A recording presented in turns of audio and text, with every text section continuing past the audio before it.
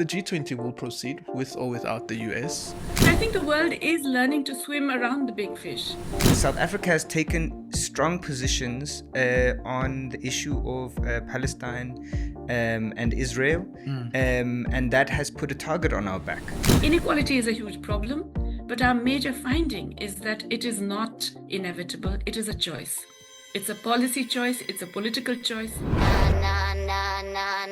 The G20 brings together the world's major economies, but behind the handshakes and the summit headlines lies a deeper question. Whose economy really matters? As South Africa leads this year's G20, our presidency has promised to champion Africa and the global south. But has it delivered meaningful change or just more rhetoric? From debt and climate finance to critical minerals and global inequality, the G20 sits at the crossroads of power and justice. In this episode of Economic Justice Matters, in collaboration with the IEJ, we unpack what's really at stake. We're joined by Chrispin Phiri, spokesperson for the Minister of International Relations and Cooperation, Kamal Ramburuth, who is the G20 lead at the IEJ, and Prof Jayati Ghosh, who's an economist at the University of Amherst.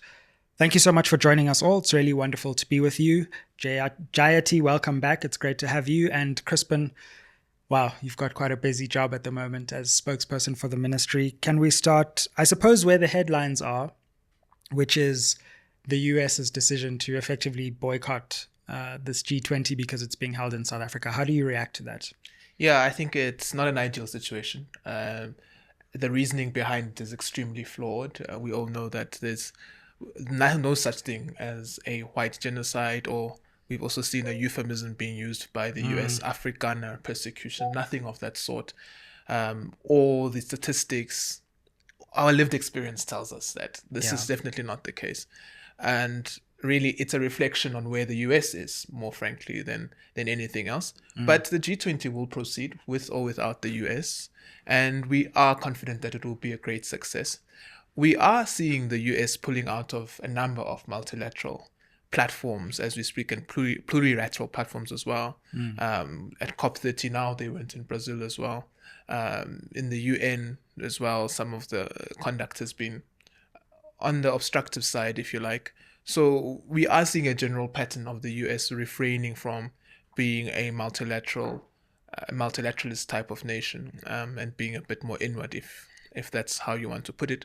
But we really don't think that this is something that will take back the G20 in any way or harm the G20. I think whilst it's not ideal, those that are in the room are still very capable of making critical decisions and also making very, very influential decisions. And ultimately, that's what we want to see. Our G20 presidency is very ambitious, and the issues that we are tackling are of immense global importance, and they're not diminished by the fact that some people are not in the room at all. Yeah, absolutely. What do you think it means for South Africa to host the G20, and why do you think this is an important initiative for us to be at the forefront of? Well, this is the last country from the global south that is hosting, amongst the G20 nations, that is hosting the G20 in this time span. So that's also quite significant, but also the first time that we are hosting the G20, at least in this format, on the African continent. And one of the things that we sought to do is to ensure that African countries also participate in this G20. So we've invited most of the leading economies on the African continent to be part of the G20, as well as the AU chair, President Lorenzo, and Nigeria, Ethiopia, Egypt, and Algeria will be part of this G20 summit. And that's quite significant, particularly because this is the continent where, if we speak about critical minerals, you cannot avoid Africa being in the room. And one of the main focuses of our G20 presidency is to ensure that we have a common approach on critical minerals. We are seeing the world moving towards a more transactional approach, or we are also seeing in some instances countries who do not have minerals at all stockpiling critical minerals. And those are some of the issues that we want to address. So we hope that this G20 presidency will be a catalyst for the African Free Trade Continental Area Agreement as well, for it to be ultimately given true impetus through us finding means to ensure that African countries are also able to trade with themselves. We've also seen quite significantly the question of debt is something that is quite important. And we know that for African countries in particular, most of the time they would spend a great deal of the fiscus servicing their debt instead of funding education and funding their healthcare systems, in other words, funding developmental matters. So these are issues that our G20 presidency has centered. And lastly, in fact, there's also AI, but also what's also important is climate change. That's also an area where we've seen Washington pull out of, unfortunately. But this is a reality. While some may say it's a hoax, we live with the reality of climate change on the African continent very, very, very severely. We're seeing how it's affecting food security and a number of other areas as well in our lived experience. So that is a matter that we have placed on the table quite firmly, particularly because we are also seeing that there's disproportionate funding towards African states when it comes to funding for climate change as compared to what other countries are getting. So the G20 nations, very influential as they are, would be able to really ensure that these matters receive the necessary attention that they should. And I think we can find a common approach to these not intractable problems. Jayati, can I come to you for any reactions both to President Trump's bizarre decision to completely boycott this because it's happening in South Africa, but also the importance of a G20 happening in Africa? I think both are really interesting points. In a sense, the decision of the Trump administration to boycott the South African G20 was not unexpected, because they've been wavering and going back and forth on this for no good reason at all, as you've mentioned. But I think the world is learning to swim around the big fish. And this has happened. We saw this in the Financing for Development conference. We're seeing it at COP. We're seeing it at a number of other plurilateral initiatives, as was just mentioned. It's important because, as was just said, these problems are not going to go away because someone is in denial about it. And the more you have one large, powerful country that is actively not just staying away, but trying to prevent other countries from doing something about these problems, the more you do need other countries to get together. So I see G20 as a very important platform. I want to emphasize that it is a platform. It is not necessarily the rulers of the world, as they often like to present themselves. It's a platform to raise the issues, to encourage greater international cooperation in a world where multilateralism is becoming very difficult. And I believe the South African presidency has really been very good in trying to expand the reach of the G20. I think the focus on bringing in more of Africa, the fact that so many of the task force meetings were held in different African countries, the bringing together of other developing countries and raising the issues that are very important for the global majority. I think it's done a very good job on all of these, and it's followed on very well from the Brazilian presidency that also raised a number of the issues that are so important. So yes, I think G20 can play a role. We shouldn't exaggerate that role, but we should certainly recognize that insofar as developing countries are denied a voice in international arena, this is a very important way to get those issues across, to raise them, and to find other sort of like-minded countries who can take these issues together. Absolutely. Kamal, I know you're a lot on the economic side as the IEJ's lead, but just on this theme of the geopolitics of the US and also just South Africa being able to host the summit, any thoughts on the discussion we've had so far? Of course, it's a first for the G20 to be on African soil, and that's really exciting. And I think so far we've really shown that we have the diplomatic acumen to execute a successful G20 presidency. But what we are seeing, is the G20 minus the US.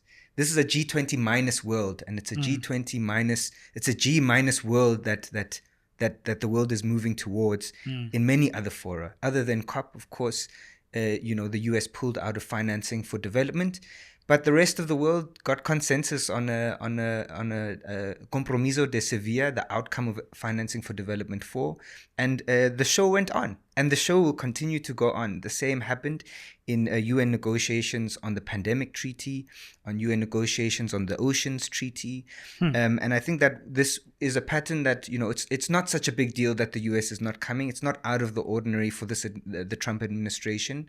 And the show will definitely go on.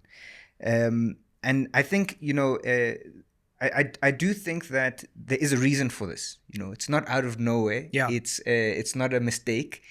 South Africa has taken strong positions on the issue of Palestine and Israel, and that has put a target on our back. And so the false narrative, the fake news about Afrikaner genocide, this is on purpose, and it's being peddled on purpose. And the attempt to undermine our G20 presidency is also on purpose. And I think it's important to just take that as some background. I think it's also quite a difficult moment in the world that South Africa is hosting this presidency. It's a complex world, and it's becoming increasingly complex. And I'd also, as Jayati mentioned, not overplay the role of what South Africa can actually do, right? Yes, we are hosting, and that makes us probably the most powerful country in setting the agenda and setting the way discussions happen, where they happen, what is being discussed. But it gives us very little power on actually negotiating. Because when you're chairing a meeting of the 20 most powerful countries, you have to be as neutral as possible to manage the dynamics and to bring everyone together as close to consensus as possible. And so when it comes to actually negotiating, South Africa doesn't really have much power in that. Sure. Jayati, can I come back to you and just focus on your perspective for a while? Because yes, this is a South African summit, but this is also a summit where the global South will want to put its point across, or put what areas of consensus can be found across. What do you believe can possibly be gained from this G20 summit happening in Africa from a global South perspective? In other words, what should we hope is on the agenda, and what should we hope comes out of the summit from a global South perspective? Well, I think already we are seeing the agenda significantly different from G20 meetings held in the global North. We are seeing a focus on food security. We're seeing a focus on inequality, on debt management and debt relief, or none of which was really front and center in earlier G20s. And these are all of deep and great concern to countries in the global majority. So yes, already I think the agenda, as Kamal said, it's already been set. The negotiations are not in South African hands or in African hands, or let's face it, even in all developing countries' hands. So the outcome document may or may not be what we want to see. It may be falling short of the ambition that certainly the South African government has, but it would nonetheless be very important because it's put these items on the agenda, and it is possible to generate coalitions of the willing to take them forward. And I think I was privileged actually to be part of a committee on inequality that was set up by the presidency, by President Ramaphosa. And I think there are issues there which have great resonance, certainly in the global South, but also many, many countries in the advanced world as well. Absolutely. Take us through that commission and the findings on global inequality. As you say, convened by President Ramaphosa. I believe it was put forward earlier this week by Professor Stiglitz, if I'm not mistaken. What is important about that report and centering the question of global inequality as these powerful nations gather? First of all, I think it is actually the first report on inequality to G20 ever, which is already significant because we know that it's a huge problem. We recognize this not just as a crisis, but as an emergency. And I think our main finding, we have talked, we had very little time, but we consulted very widely. We looked at a lot of research and a lot of the recent publications on the issue and the research done by others. We find that there are significant issues specifically with regard to inequality at the top for both income and wealth. That has just exploded. even when, in some other indicators like Gini coefficients, it doesn't seem so bad. In fact, the greater power of the extremely wealthy and of extremely large corporations resulting from income and wealth inequality, and then reinforcing that same inequality because of that power, because of the impact on lobbying with governments, regulatory changes, and so on.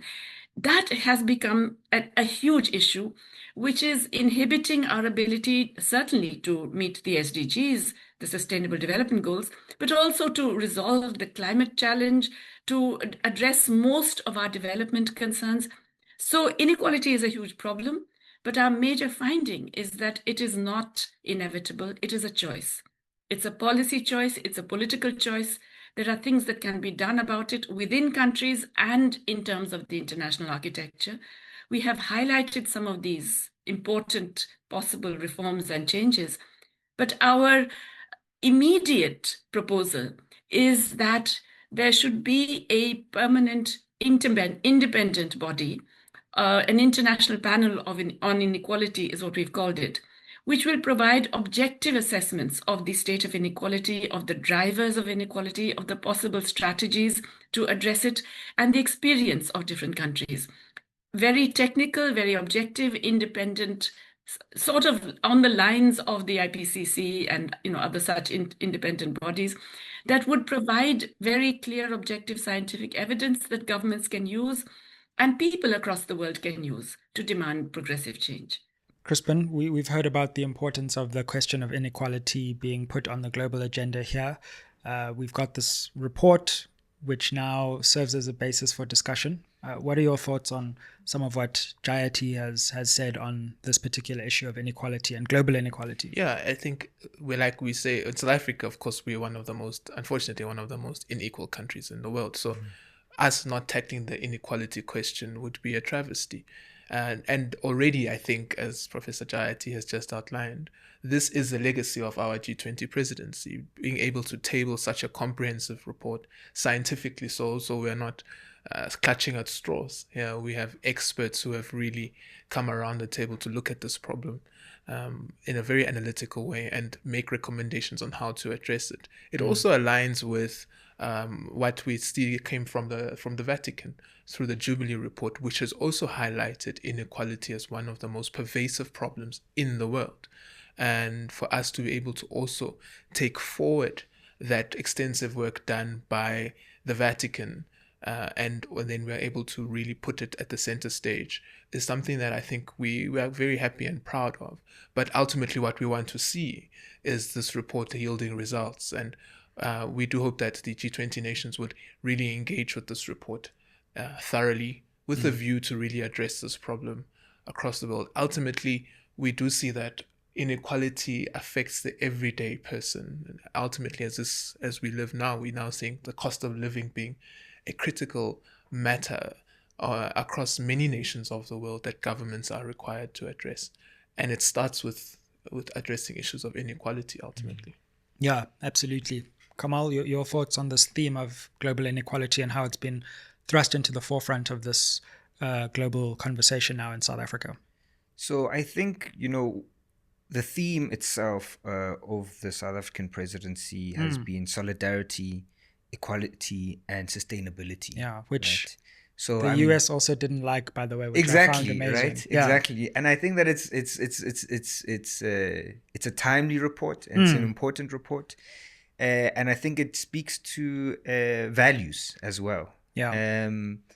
International relations is the basis of international relations is what countries' interests are, what their values are, and how much power they have, really. Those are the three main kind of simplistic ways to understand international relations. And I think we've put forward the question of inequality in a very substantive way. I also, hope that we are not just pushing that on the international stage. I think we also need to take questions of inequality seriously back home. Yeah. And we need to be talking about things like wealth taxes at home. We need to be talking about the fact that corporate income tax has decreased and should be increased again. We should be talking about these kind of issues that the real policy decisions that the South African government can also make to reduce inequality at home. As Jayati said, inequality is a policy choice. And if we want to really embody the value and the theme of our G20 presidency of equality, we need to, both make that a reality in the G20, but at home as well. Staying with you, of course, there's also this question of debt and the way that it plays into these global power relations. Chrispin alluded to it earlier. And of course, part of what South Africa will be hoping is that this question, particularly as it relates to the global south, will be put on the agenda more firmly, and questions about how inequality and debt come together and debt burdens are unequally felt in different countries, rises to the top of the agenda. Talk us through why this could be a moment to have a further discussion on debt and how it plays out internationally. Sure. So, at this point, right, we're in November, we're a week away from the Leaders Summit. All of the finance track meetings have already happened. So the deliverables that we could have delivered so far, at least through the finance track, have taken place. Those negotiations have taken place. And what we did, or what South Africa did, is they put debt sustainability for low-income countries as one of the 4 main priorities. One of the it comes back again to the issue of, you can set the agenda, but how the conversation unfolds and what is said, and the dynamics amongst the G20 countries is of course out of our control. But what we are seeing is a shifting global dynamic when it comes to creditors and debtors. And one of the main characteristics of that, and it really reflects a shifting multipolar world as well, whereby you have a rise of the middle powers. Between 2008 and 2023, there's been a huge shift in who the main creditors out there are. China used to be only 4% of global debt, of owning debt in Africa, and that's shot up to 8%. While the Paris Club, or the traditional Western lenders, their share has halved from about 12% to about 6%. So you're seeing a shift in who's owning debt and who it's to. But ultimately, one of the things we've seen is that, when African countries are needing to restructure their debt, they no longer go to the Paris Club, right? They no longer go to the traditional OECD lenders, because countries like China, like Saudi Arabia, and to a much smaller extent South Africa, are now creditors to the African continent. We now have something called the G20 Common Framework, which is kind of a reformed version of the Paris Club for a changing world. But the problem with that is, and the G20 Common Framework is probably the most practical policy tool that the G20 really has. Other than that, there are very few kind of actual like rules that the G20 sets. But this one around debt is a real one, right? There's an actual set of rules about how the process of renegotiating debt would go. So it reflects the changing global landscape. But these new rules only came about after COVID and the debt crisis that the COVID crisis, and of course conflicts around the world, in the Middle East, Russia, Ukraine, etc., that put huge pressure on many developing countries, because there were of course supply chain restrictions. There was huge fiscus pressures, huge pressures for governments to support society during the pandemic. There was a huge upswing in the price of basics like fuel and food, and all of this, especially for countries that import these goods, the cost of sustaining their fiscus shot up, and many countries went into debt distress.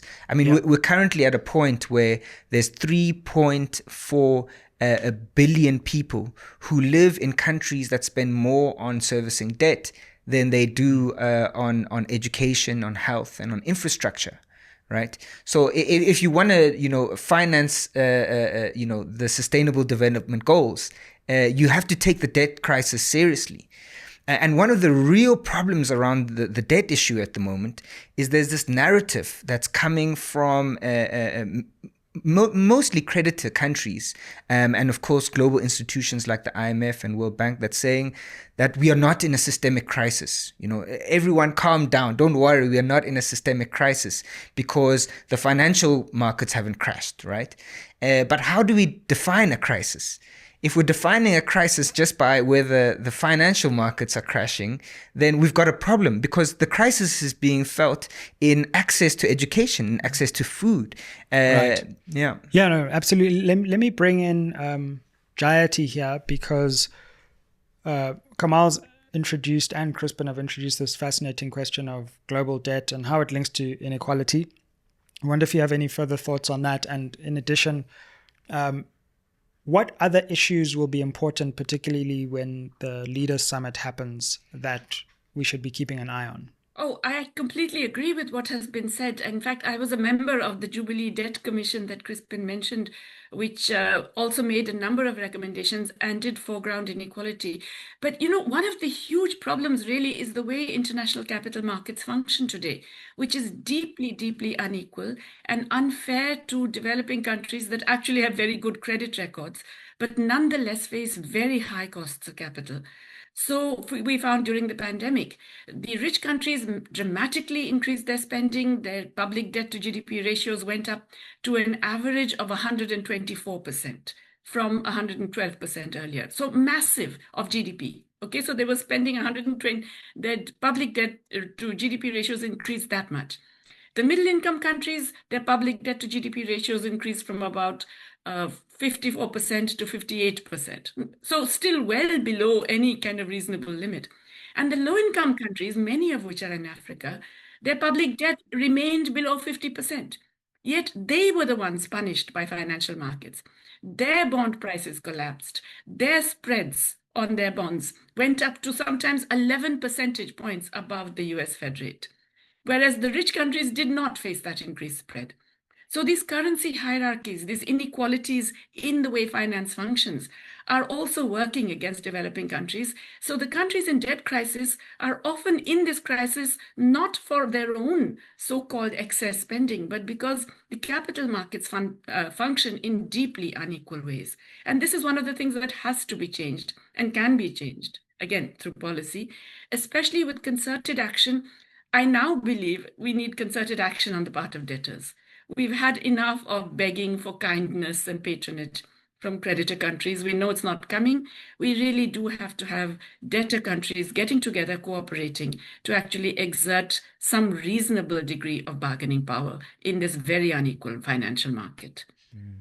Crispin, fascinating there. And what do you think would constitute, in terms of other issues? We've spoken about inequality. We've spoken about the question of the political economy of debt in the world. Could I add one more issue, if that's possible? By all means. I want to add something that Kamal also, I think, feels strongly about, which is food security, which is a big issue also raised, I think, in the South African presidency, and which is very important for Africa, and where, once again, there are ways of cooperating, certainly within the region. For example, by building buffer stock facilities across the region and intervening in virtual buffer stock, virtual reserve arrangements in the global commodity markets, which really should be considered. Agree with that, Chrispin, and your perspective? Absolutely. Yeah. Food security as raised, but also within the context of climate change as well. That's why I said earlier that where some are saying it's a hoax, we are really seeing it in how it affects the production of food in many ways. But also one of the areas that our presidency has been looking at is artificial intelligence. And we are in a world where artificial intelligence is growing exponentially at an exponential rate.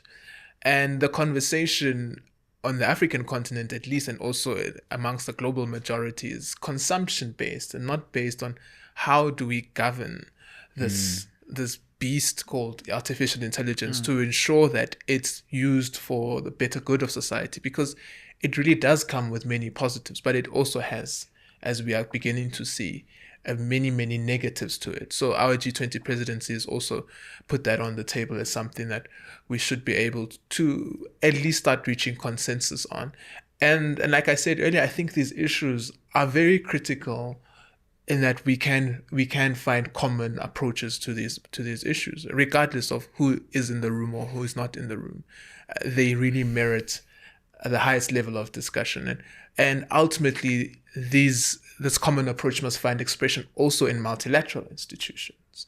So how do we ensure that a body like the African Union is able to also start tackling these issues? SADC, as a regional body, is able to address these issues and find a concerted effort around these issues, concerted common framework as well, and ultimately the United Nations itself.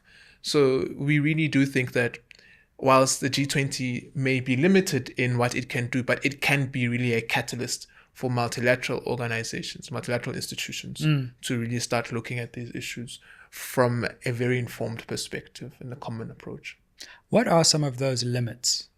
Because I think it is important for us to also acknowledge how great it is to have the G20 here, but also how we should perhaps constrain our expectations of what the G20 itself can and cannot do. Sure, it's not a multilateral organization. It can't take binding resolutions like the UN or the AU can. And I think structurally those are the limitations. Some countries may choose to disagree with some of the proposals or the communique that is being proposed, and then suddenly you may have to look at approaching the issues a little bit differently to accommodate the common interests in the room, or some of the interests in the room. So, but in the main, one would say the fact that it is, at the end of the day, not a multilateral institution, but nonetheless an influential body.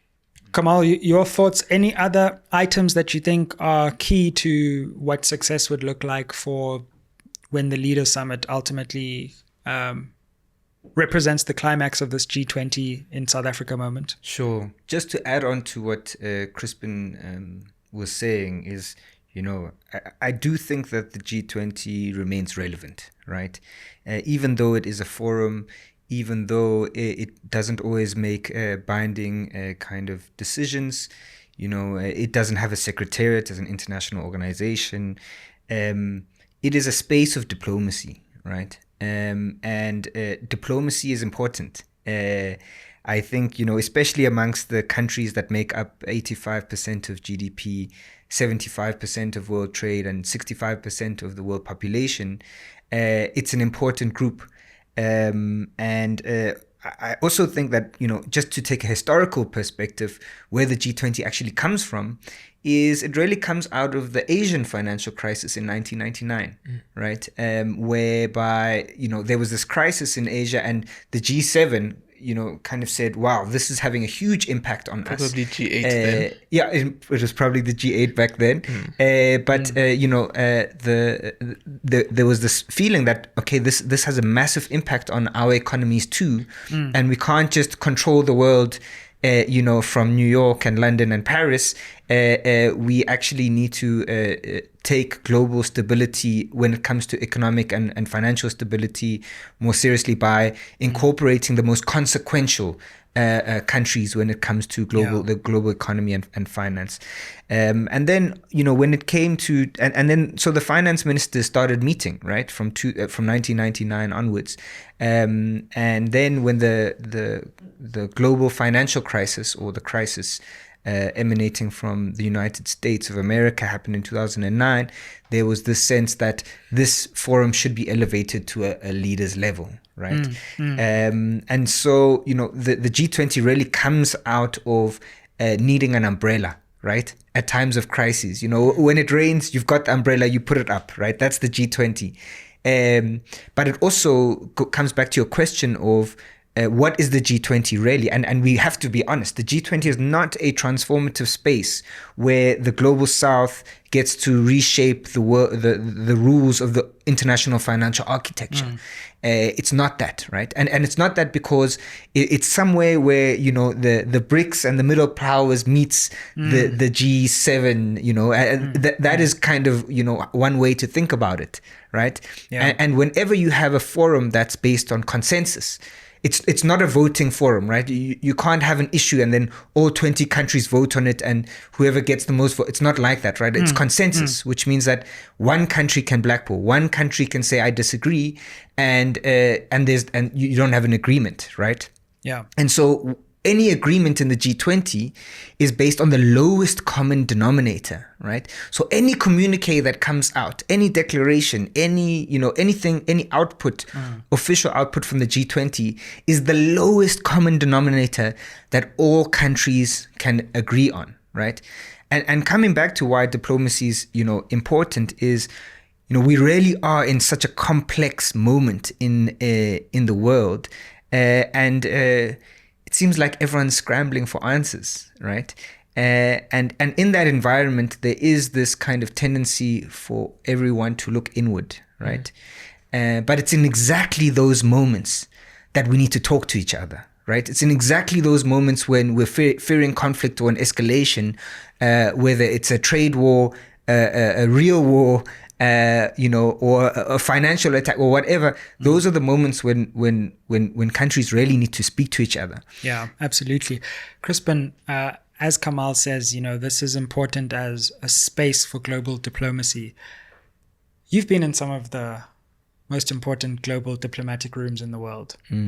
I was eternally envious when I saw you at the BRICS Kazan Summit, just chilling there with everyone.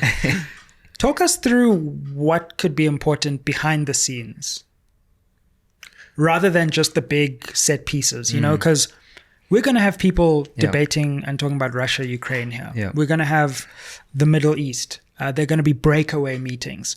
So really, there's going to be the formal G20, but also the world is going to be discussing its issues on the sidelines. And talk us through how that works in your experience of what you've seen in these rooms. Yeah, I think, as Kamal has said, this is going to be, over the next couple of days, the centerpiece of global diplomacy. Yeah, wow. And I think that's massive. It's a massive privilege to be part of that as South Africa. Has that ever actually happened here? I think the World Conference in the early 2000s probably came close to that. If not, was that as well.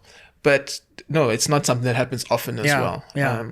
And you're right, there are a number of issues that maybe not necessarily relating specifically to what the G20 is about, but just broadly in the diplomatic world will be discussed amongst many nations. One of the many issues that we will be championing is a new global health fund with the United Kingdom, and I think that's going to be quite significant. Well, we will be replenishing rather the global health fund with the United Kingdom, and that does show that we are able to coalesce with other nations and find a solution to issues that affect us on a daily basis. And I think one of the aspirations of our term of office is to show South Africans that diplomacy ultimately does affect the price of bread. It does affect ultimately how we have a functional healthcare system or how we approach pandemics. All these issues that affect us globally. We're not an island. When what happens on the other side of the ocean ultimately does flow back into our country. So this is an opportunity to showcase that. There will be many meetings, as you can imagine. Thus far already, there's been over 130 meetings just on the G20 alone. But one imagines that there will be bilateral meetings between various countries. In South Africa as well, President Ramaphosa and the Foreign Minister, Minister Lamula, will also be engaged in a lot of bilaterals with their counterparts, trying to resolve a number of issues that affect us all. It's a great opportunity for South Africa's foreign policy itself, right? Because everyone is coming to us. We don't necessarily need to go to everyone individually now, and it's an opportunity for us to get some foreign policy goals met while we, of course, have the summit. And I think you said it earlier, it actually does showcase the power of South Africa's foreign policy. The fact that we're able to have this convening power at this moment in time, where most of the world's influential nations will be here, speaks to what type of country we are. It speaks to the fact that the direction that our foreign policy takes, the values that we aspire to, are something that people can rally around.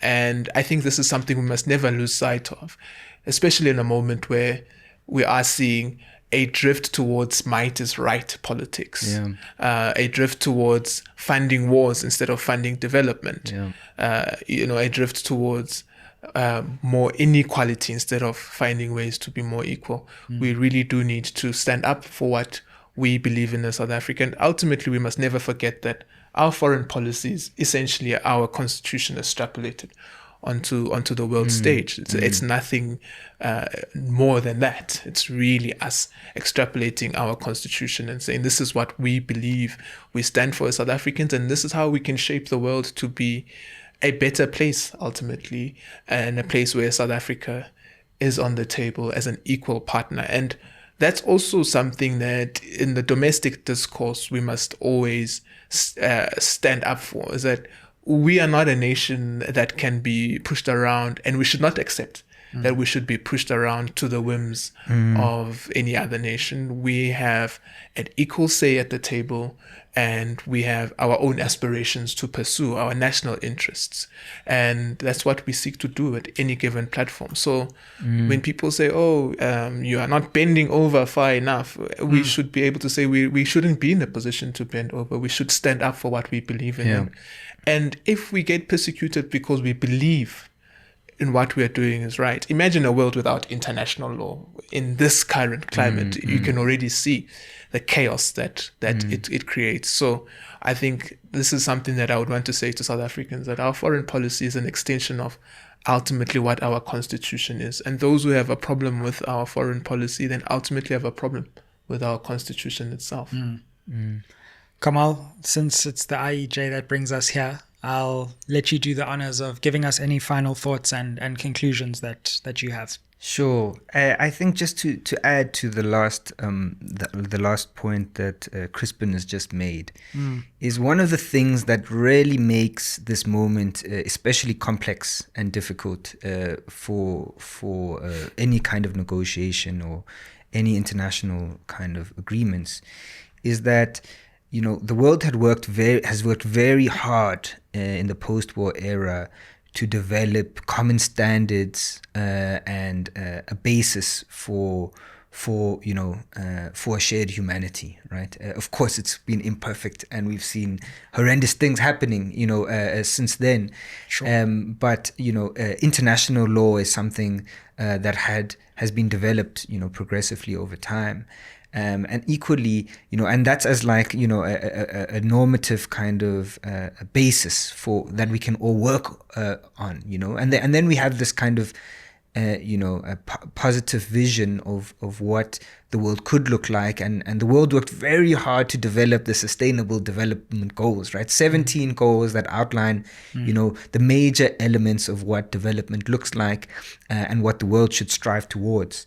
And one of the things that makes these negotiations very difficult is you get countries coming and saying, no, we don't share that baseline, So it's difficult to negotiate in an environment where there isn't a basis of what does how do you realize the values of human rights? How do you realize the values of human dignity? And how do you these can be very abstract concepts often. And so what we did in international relations is we condensed it into international law, and we condensed it into sustainable development goals, right, as something that we can all agree on. But now that is being kind of undermined, right? And I disowned. I think countries are actually some countries are disowning the baseline.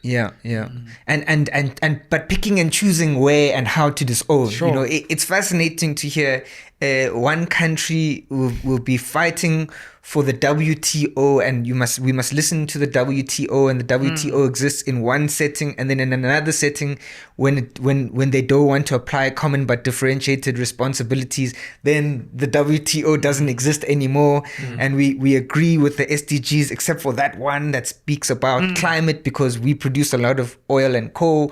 So there's this culture that's emerging in international relations of nitpicking when and how we want the goals, or when and how we want the rules to apply. And I think that there's a real responsibility to be steadfast on those goals, and be steadfast on international law, and protect that in the interest of economic justice. Well, Kamal, Chrispin, Jayati, thank you so much for joining us. It's been a really fascinating conversation. We wish you all the best with analyzing the outcomes of this G20 and, of course, executing on it. Thank you. And all the best for the future. And don't forget to like, share, subscribe. Help us reach our next milestone of 400,000 subscribers. And make sure to check out the IEJ's newsletter, where you can get more in-depth explorations of these and other economic questions which affect equality and justice in South Africa. See you on the next one, fam. Aye.